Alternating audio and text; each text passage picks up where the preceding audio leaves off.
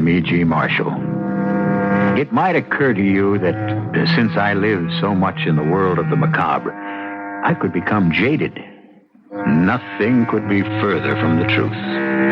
For the deeper I delve into Satanism, the occult, the mystical history of the past, the more I realize how little I know, how much is yet to be revealed. An example, this tale, a quiet and unassuming one, but filled with such brooding and haunting terror that I'm sure you will share it with me. I love you, but we are of different faiths. To hell with faith and church. I will still make you mine. You never can. Never in this world. Then in the next. If I cannot have you alive, no one shall. Dios, forgive me for what I do. Oh, don't. Too late. But not you. The God of Caesar faith will ever forgive you.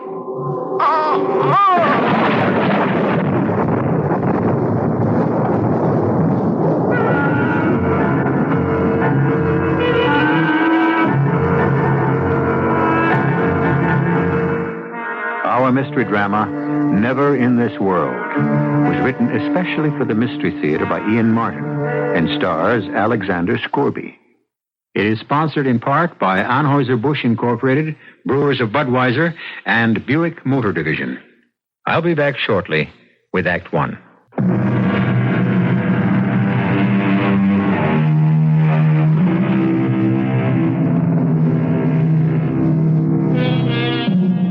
According to legend, if a man walked withershins about a church, he would walk right into the arms of the devil. The word withershins is of Gaelic derivation and means to walk contrary to the path of the sun, or counterclockwise. This is the story of an American of Scottish background who, on an idle fancy, challenged the legend at the beginning of this century and stirred up old ghosts from 2 centuries before. Oh, there, girls. Steady on now. All right, Mr. Blodgett. You and Martha handle the bags. Yeah, I'll take care of that, Miss Campbell. Now take my arm, David, and step down carefully. Oh, don't be foolish, Lucy. I can manage by myself. After the siege you've been through, right at death's door. I only had the influenza. That was months ago. Followed by what amounted to a nervous breakdown. That's why we're up here again. Dr. Chambers is an old fusspot. Oh, nervous breakdown. Just plain debilitation, dehydration. But no matter. I'm grateful to him just the same. Oh, smell that good New Hampshire air. Never mind smelling it. Feel it. Chilly as always. You get right in the house. In good time. First of all, a little walk. I think I'll stroll on down, see how Ephraim weathered last winter. But that's nearly a mile's walk. Oh, just a stroll. Now I'm back in the country. It's good to stretch my legs after being pent up these last years in the city. You walk slowly, you hear? And be sure to be back here for dinner on time. You know I don't like to be kept waiting. Yes, dear, I know. Married 24 years to a good woman. No doubt about Lucy being that. She reminds me of it often enough. A placid, uneventful life. Successful business. 1 child, the delight of my life. The rest of it, floating along in a rut, like an autumn leaf on the muddy waters in a wheel track. 50-ish, fattish, and feeblish after my first brush with death. Yes, I found I didn't have to be told to walk slowly. I had to. On my way to see my old friend, the Reverend Ephraim Bean. Come in. And behold, I come quickly. Revelations chapter 22, verse 11, I believe. The Right Reverend Ephraim Bean at your service. Don't tell me I've changed that much. Bless my soul, my sight is getting to be a caution. Now, where are my spectacles? Try your forehead. Oh, yeah. David Campbell by Toffet. Is it not? It is indeed. Well, come in, man. Oh, hey, I see. You look in the pink. Sit you down, and I'll refresh you with a glass of cider. And you must tell me all. Well, not much to tell. A long bout with influenza. 'Tis a plague on the whole country this year. Here now. You'll have a glass? It looks just the ticket. But tell me about your illness. The influenza epidemic this year, the good Lord knows, has been widespread and virulent. Virulent enough in my case. I'd like to have carried me off, but for some last moment's strength I gathered somewhere and so got my reprieve. Oh, tell me, when was its onset? The day after New Year's. Good heavens. Mm-hmm. And it's lasted all the way now into August? Well, the germ itself was brought under control months ago and finally washed from my system. But a curious aftermath, a kind of disease, or if you want, unease of the mind afflicted me. The medical term of choice, I suppose, would be a nervous breakdown. Well, my good friend, I'm glad you returned. We must shake these shadows from the corner of your soul, if they still persist. Well, I put as good a face on it as I can, but... Yes, Ephraim, they do persist. But something even more than that. Something, some inner voice, called me back, here. Eh? For what? I don't know. Shall I tell you what haunts and tortures me? And why I was so glad that Lisbeth was not to come? Because I don't know whether it is for good or evil. I only know it must be. Remember Isaiah. Woe unto them that call evil good, and good evil. No, that's not what I said. Not in so many words. But look deep in your heart, David, and ask yourself if somewhere, somehow, the thought is not there. Walking back from the Reverend Bean's on that early August afternoon, I thought long and deeply, trying to find with his suggested key some door to unlock my long depression. But neither then nor on succeeding walks, longer and longer as I grew stronger, could I find an answer to the strange call which tugged at me, but gave me no intimation which way to follow and find the answer. But where do you go on these long rambles of yours? Oh, nowhere in particular. I just like to walk, to listen to the drowse of the bees and feel the wind in my face. The wind. Oh, yes, first thing we know, you'll be back with the influenza again if you don't stop exposing yourself to the chill. I doubt it. That's past. You're still determined to go off on this jaunt today? Well, yes. Now I feel strong enough. I've always wanted to go back up to the Devil's Glen. Oh, so many happy times there with Lisbeth when she was a child. Well, you have your lunch all packed up that Martha made for you. Yes, Lucy? Now, don't dilly-dally till too late. Martha says her rheumatism is acting up, and that means a thunderstorm is on the way. It was a glorious Sunday afternoon.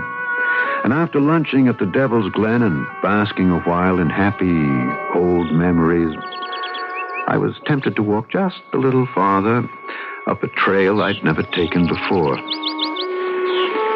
I followed the stream a little, and then the trail bent into the woods.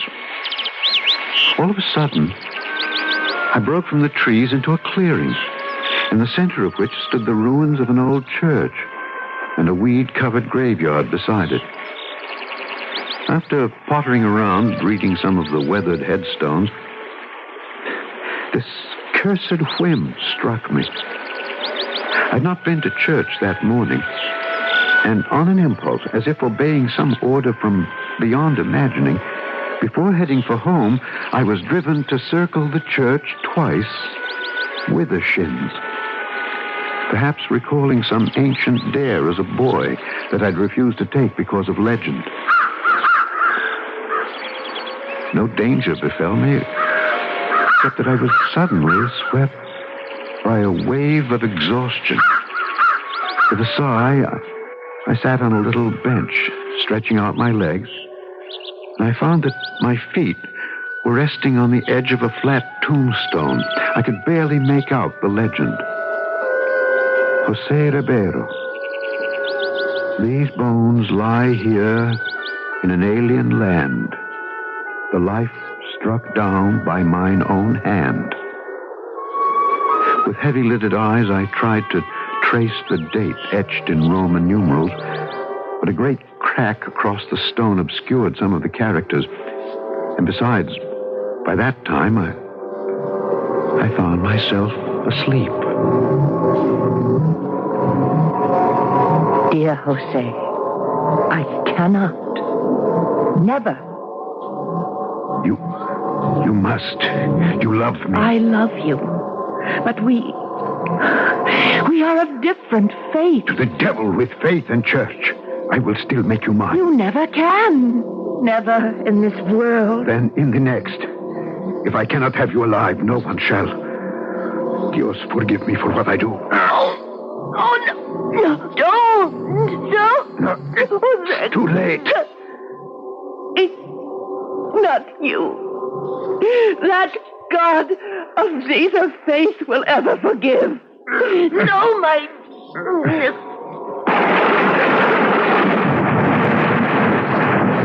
I was literally galvanized awake by a bolt of lightning which must have hit the tree. It was dark, and the thunder continued to grumble menacingly, so with what wits were left to me, I fled the dream and the storm and ran pell-mell for home.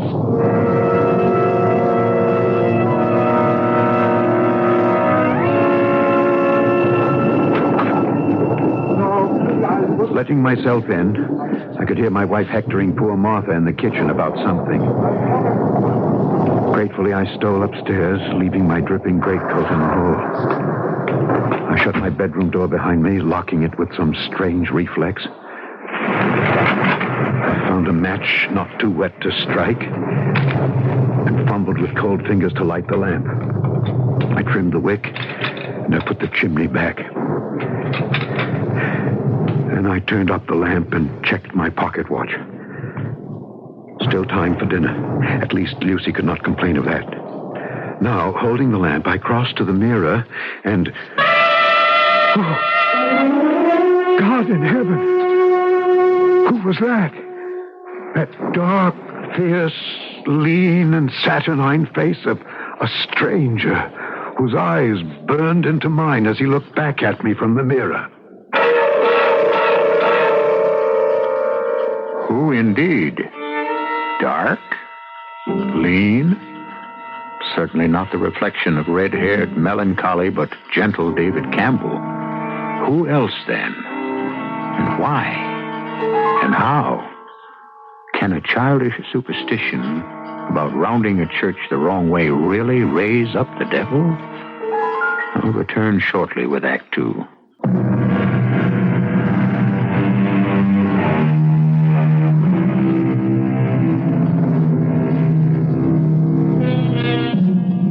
As fascinated as a moth might be, held by the lamp he holds in his hand, David Campbell is transfixed by the reflection in the mirror.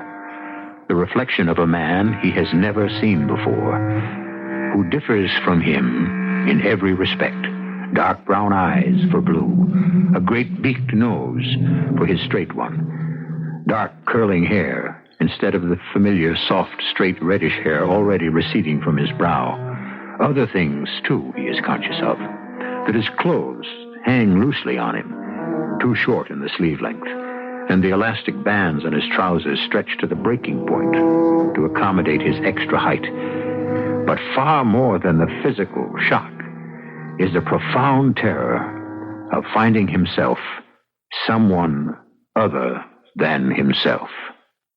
David? David, are you in there? David, why have you locked this door?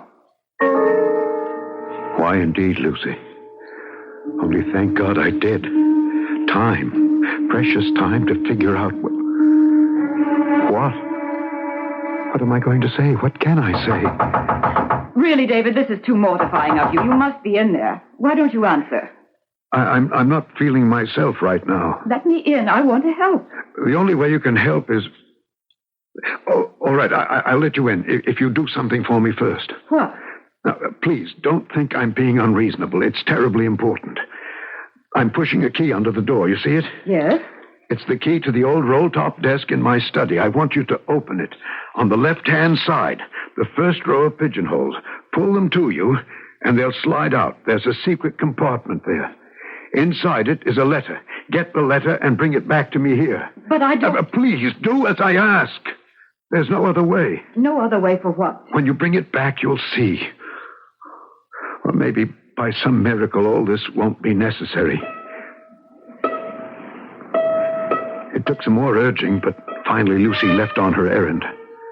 For myself, I returned, hoping against hope, to the mirror. No question. To outward view and sound, I was a different man. But that different man was only a prison, which still held David Campbell. The inner man was still the same. But how to convince anyone else of that? David, I'm back. Yes, Lucy, did you find it? There's no stamp.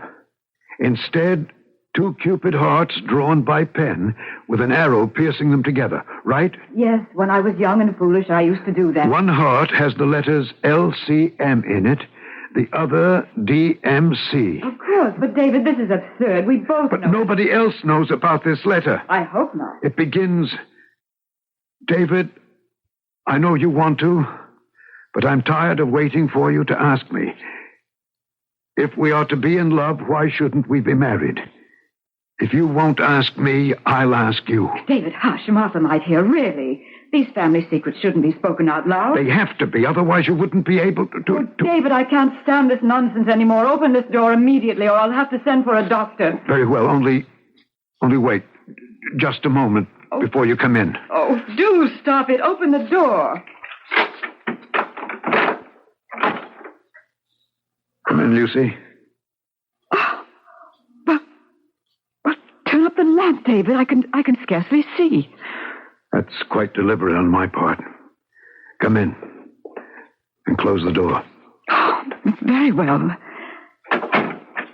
Now, would you mind telling me what all this fiddle-faddle is about? Keys, secret drawers, old letters? A matter of proof. I want to be sure you know who I am. What's the matter with your voice? Have you caught cold in the rain? I might say I've caught a devil by the tail. Or perhaps the other way around. I think I'd better get the doctor. I think you'd better wait first. For what? For what I'm about to show you. When I turn up the lamp, just remember that I am David as I turn up the lamp and let you see. Oh, no. No, Dave, no. Oh, no, David, what can I say? I don't know. Whatever you feel would be best. Talk to me as honestly as you can. Well, really, how can I? Why not? Because Because now that you face the actuality, you're not sure, are you? You're not sure it's me. Well, how can you blame me? I mean... Don't leave this room. Stay where you are. Don't you dare make a move toward me or I'll scream the house down. We're not alone, you know. Your brother George and his friends are all downstairs. And Mr. Blodgett, the gamekeeper with his gun... It's all right, Lucy. I don't blame you for being scared and very brave at the same time. But the lies are not necessary. They're not lies. The house is full of... Besides us, there is only poor old Martha. My brother George has been dead for 5 years. Blodgett runs the general goods store and lives well over half a mile from us. And I am no stranger, no matter how I look. I'm your husband of 24 years. 25, come this November 23rd. No matter how I look. Oh, what are we going to do? Now, darling, don't worry too much about me. Some way we'll find a way to straighten things out. I'm not worried about you. Somehow you brought this on yourself. I mean, what are we going to do, Lisbeth and I? What on earth can we say to people? How can we live this down? I think there are more serious problems here to be considered first. I'm not capable of solving them. You need a doctor or perhaps a minister. I'm going to make up the spare room where you can sleep tonight, whoever or whatever you are. Then I'll bring your dinner up to you.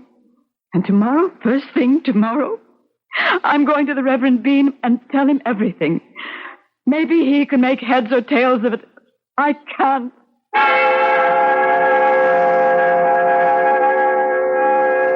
Lucy spoke about you suffering some sort of change that... I bless my soul. Yes, indeed. You do find me changed, then? Oh, without a doubt. I'm rather sorry. I thought to bring my spectacles for once. Do you recognize me by any chance? Not while I wear these. I think I shall remove them, and the shock will be less profound, David. And you do believe I am David? I am a man of faith. But my looks, my voice... A shock, I admit, when seeing all too clearly. Yes, David, I accept you for who you are. But how can you? Because you asked me to. Tell me, how have you suffered this change? I could feel the sting of tears behind my stranger's eyes at the simple kindness of this good man's faith and his friendly trust. I told him what little I could of my walk that day, of my discovering the ruined church, of my sudden weariness, my sitting by the grave of the man named José Ribeiro, my falling asleep, and the waking to the lightning striking the tree. And all the while I told him the hope in my heart was sinking slowly as I watched the expression on that open face, too ingenuous to hide any emotion or thought. José Ribeiro? Yes.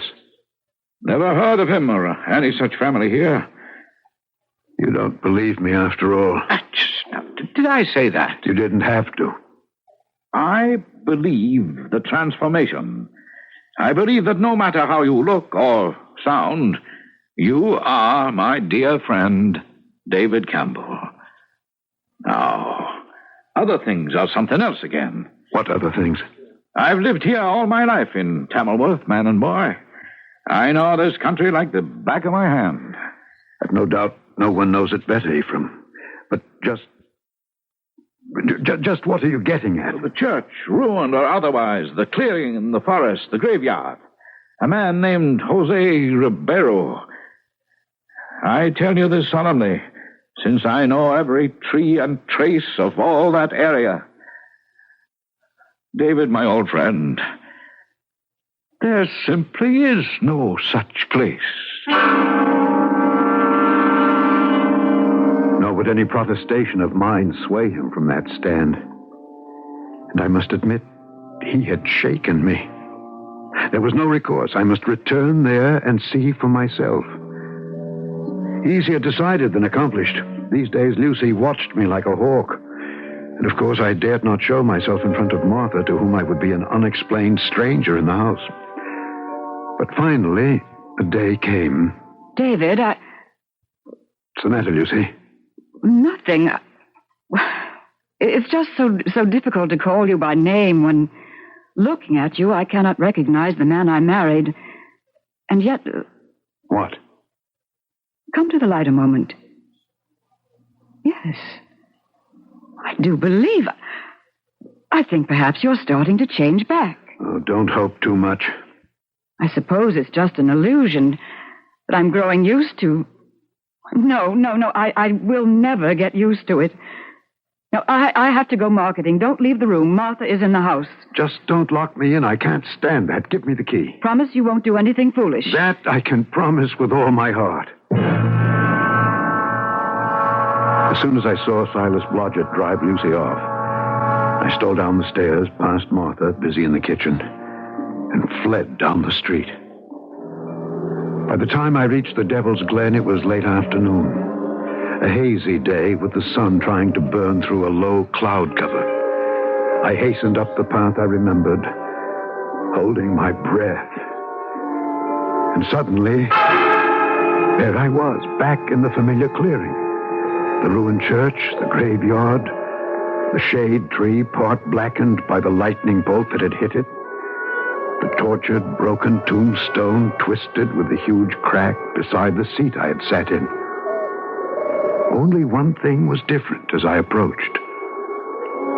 On the seat, still as death, leaning on a stick as though waiting, was the figure of a woman whose pose suggested incredible age, but at one and the same moment, a timeless beauty. Her head was shrouded in a veil, so this was only an impression as I approached her. Am I intruding? Of course not. I hope you will forgive me, but I've been ill, and I would like to sit down. May I join you? Need you ask? Sit, my darling, by me. It is so long that I've waited for you, but I knew that somehow, at the last, you would come back.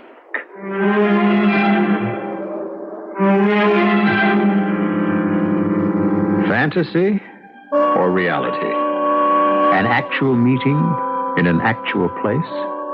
Or some strange fixation of the mind? And if so, on whose part? David?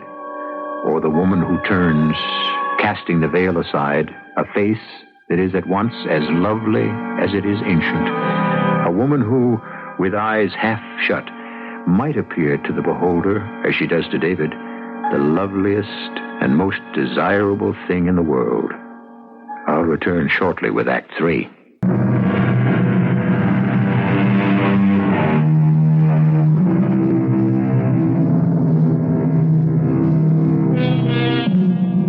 The sun suddenly drops behind the horizon, and in the half-light of twilight, the age is washed away from the woman's face. Her gray eyes, fastened on David, are wide and shining with love. But to him, lovely as it is a stranger's face. Search his memory as he will, he cannot remember ever having seen it before, although the voice stirs some vagrant chord of memory. You know me? How can you ask such a question, Jose? My name is not Jose. Not yet, perhaps, but it will be. You think I look like someone you once knew? I know you do, but looks are unimportant. I know you are.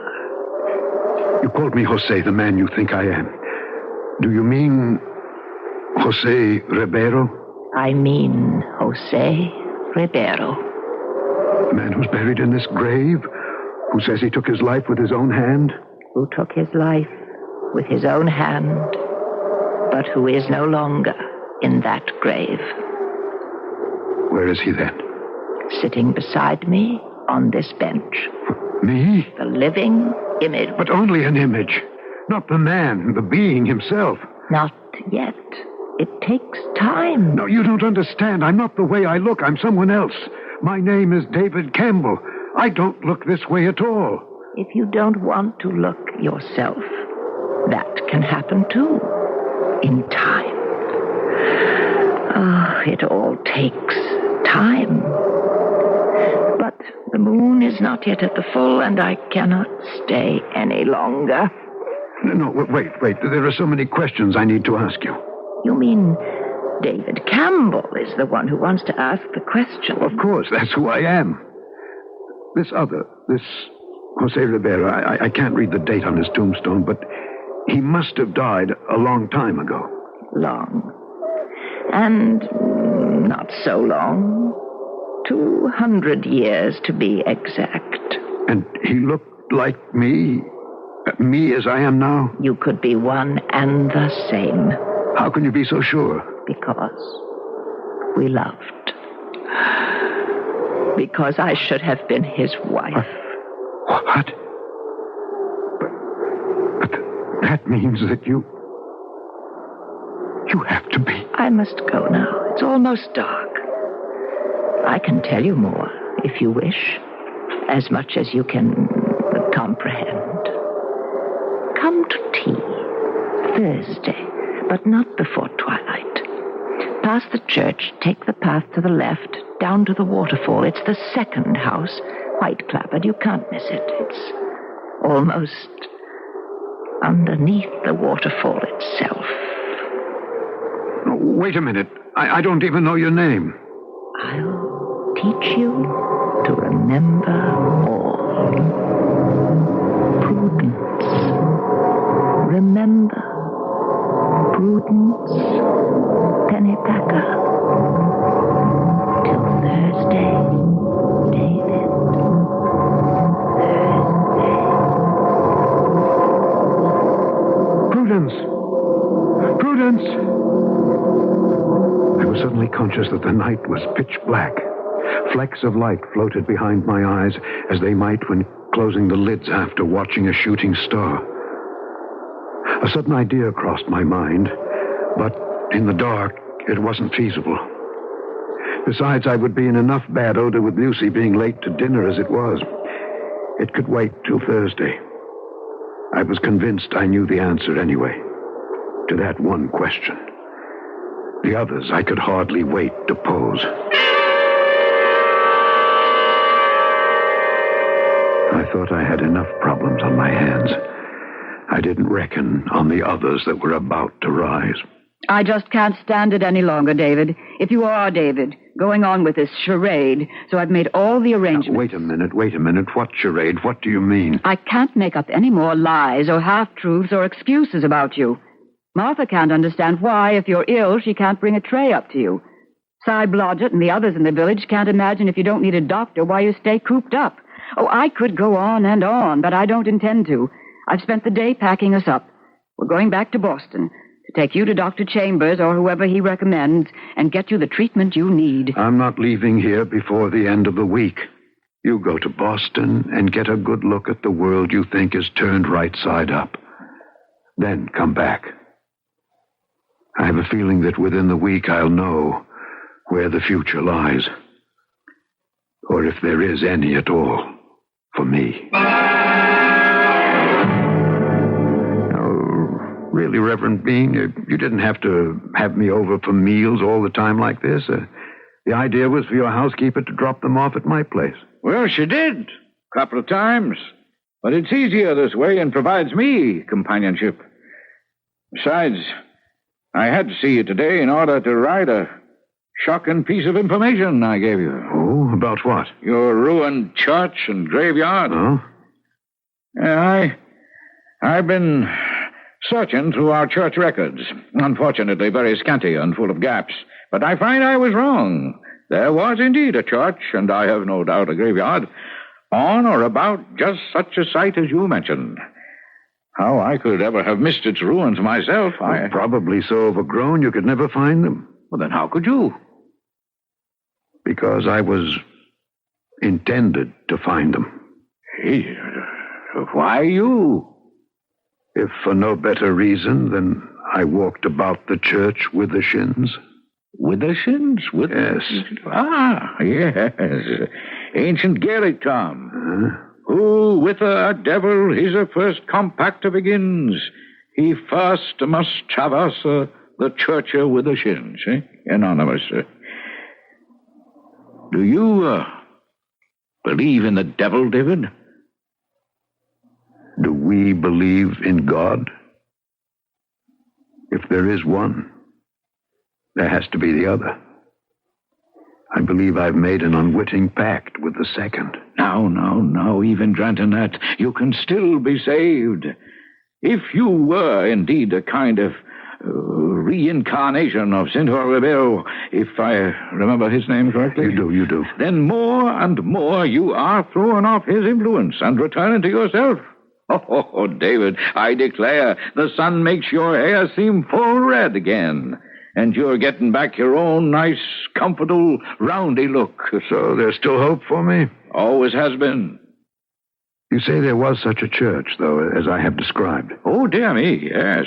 Built and established in 1695 by one Hiram Pennypacker. Pennypacker? It's a curious old name. Very common about these parts once. Still, for that matter. Well, now, you'll join me for dinner. No, Ephraim, good old friend, I think I will make out for myself this evening. Will I see you later? I'm not sure. I may decide to take a long, long sleep tonight. Lucy's due back in the morning. Then I'll be trotting along. I have a feeling of something undone. Have I forgotten anything? You've forgotten nothing. Not even me, who little deserved to be remembered. Goodbye, old friend. This was the Thursday, and for my own reasons, I must be early. As soon as Ephraim was gone, I headed for the Devil's Glen and beyond. I went first straight to the graveyard in the glare of the sinking afternoon sun. It took me some time to find it. A simple headstone with a simple legend. Prudence Pennypacker, 1765, 1789. But she is in her grave, and oh, the difference to me. That quotation from Wordsworth shocked me beyond belief. For the subject of his lament over a lost love was for a girl named not Prudence, but Lucy. From the grave, with a sense of urgency, I found my way down the path to the house beneath the waterfall, and to the girl who had been buried 200 years ago, and to the end of it all, I hoped, at last. You are late. Things have come up. There won't be time for tea. Not too late for some explanations. That depends on what you consider an explanation. Who was or is Prudence Pennypacker and Jose Ribeiro? What were they to each other? And where do we fit in? Well, that's asking quite a lot. No, not in my mind. As far as I can discover, both you and Jose have been buried for 200 years. I'm still alive, even if I'm locked like a hermit crab in another man's shell. Where do I go from here? Or you? Or us? Or all of us? I can answer some questions. Jose was a very romantic Portuguese who fled a dictator king who was slaughtering the nobility. With his knowledge of languages and education, he became my father's secretary. Your father was the minister of the ruined church up the hill? Yes.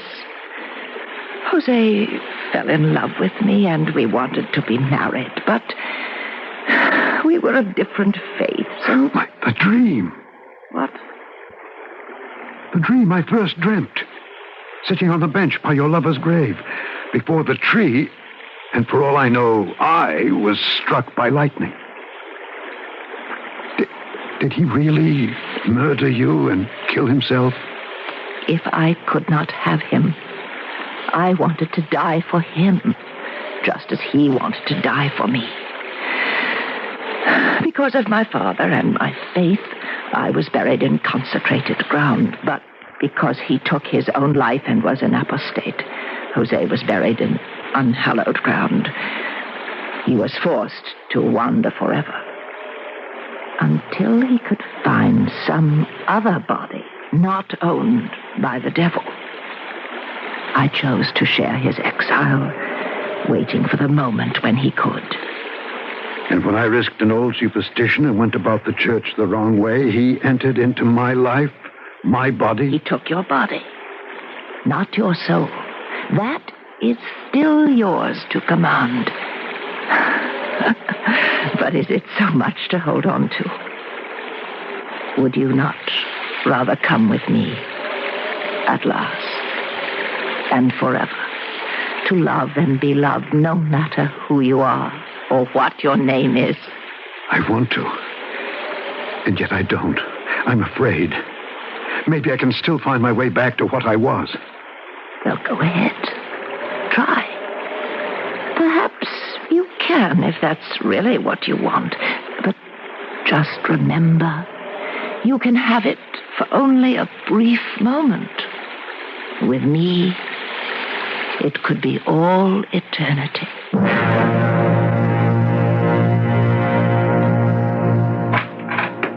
David!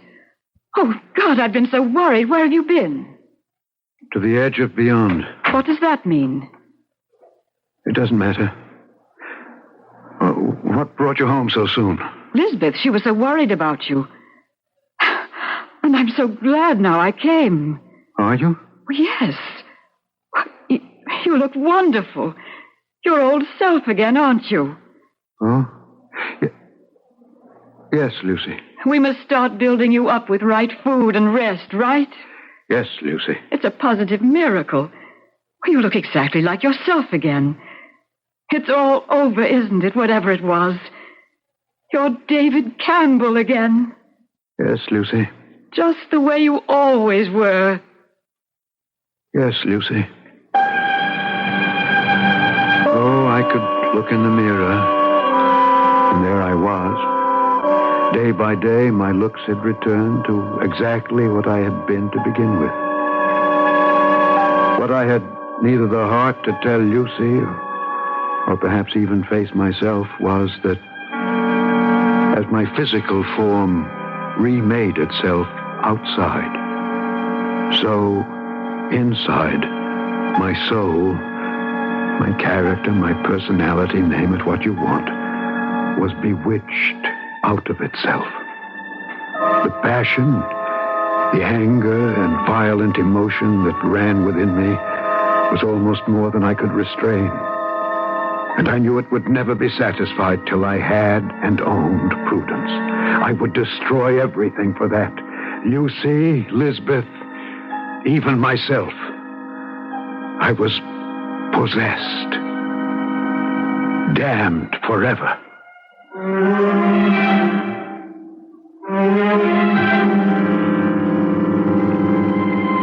When David Campbell suddenly disappeared, it was the Reverend Ephraim Bean who led the search. A deep instinct told the old man David had returned to the graveyard and the ruined church, but was never found. What was found was David's body, floating in a pool underneath a small waterfall not far above the Devil's Glen. The body lies buried now in one of Boston's most exclusive cemeteries. The body, where the soul has gone, is another question entirely. I'll be back shortly.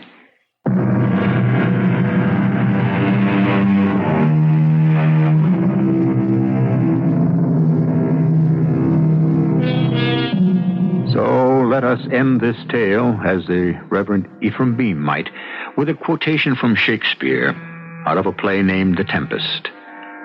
Our revels now are ended. We are such stuff as dreams are made on, and our little life is rounded with a sleep. Our cast included Alexander Scorby, Laurie March, Ian Martin, and Marion Seldes. The entire production was under the direction of Hyman Brown. And now, a preview of our next tale. Who are you? I'm the girl who gambled and lost. Stop talking in riddles. I'm Althea, Judge, the town girl who wasn't good enough to marry Richard. Dick, what's the meaning of... The meaning is that I promised to pay you back. And I'm giving Dick $1 million to kill you. Well, this is crazy. Show him the revolver, Richard. This is a joke. It's a... Nobody should joke with a loaded .38 in his hand. Dick, after all I've done for you... What have you done for him lately? Dick, I swear to you, I'll leave you everything in my will. Here, I'll even write it out now and sign it. Can you leave him $1 million? No, you don't have that much, and that's my bid. Dick, you can't kill me. I've known you since you were... Shoot him. Radio Mystery Theater was sponsored in part by Buick Motor Division and Anheuser-Busch Incorporated, brewers of Budweiser. This is E.G. Marshall inviting you to return to our Mystery Theater for another adventure in the macabre. Until next time, pleasant dreams.